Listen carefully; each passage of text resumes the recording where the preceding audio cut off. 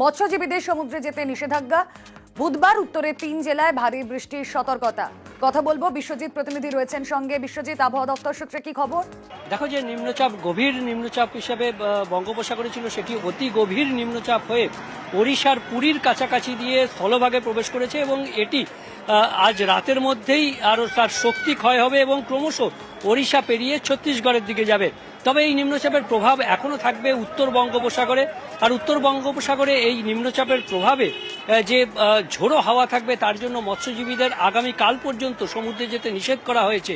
বৃষ্টি হবে দক্ষিণবঙ্গে, বিক্ষিপ্তভাবে বৃষ্টি আজ এবং আগামী কাল থাকবে। বজ্রবিদ্যুৎ সহ বৃষ্টি বিক্ষিপ্তভাবে হতে পারে। বুধবার থেকে এই বৃষ্টির পরিমাণ অনেকটাই বাড়বে। বুধবার ভারী বৃষ্টি হতে পারে, বুধবার বৃহস্পতিবার এই দুদিন ভারী বৃষ্টি হতে পারে এবং দক্ষিণবঙ্গের সব জেলাতেই বজ্রবিদ্যুৎ সহ বৃষ্টি, হালকা থেকে মাঝারি বৃষ্টির সম্ভাবনা। শুক্রবার পর্যন্ত এই বজ্রবিদ্যুৎ সহ হালকা মাঝারি বৃষ্টি চলবে। তার মধ্যে বুধবার এবং বৃহস্পতিবার বেশিরভাগ জেলাতেই ভারী বৃষ্টির সম্ভাবনা।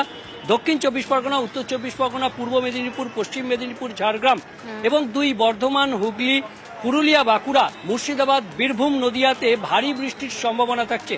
কলকাতাতেও হালকা থেকে মাঝারি বৃষ্টি। তবে বুধবার থেকে শুক্রবারের মধ্যে, অর্থাৎ বুধবার বৃহস্পতিবার, এই দুদিন বৃষ্টি হওয়ার। অনেক ধন্যবাদ বিশ্বজিৎ, আপনাদেরকে আবহাওয়ার আপডেট দিচ্ছিলাম। বুধবার থেকে উত্তরের 3 জেলায় ভারী বৃষ্টির সম্ভাবনা।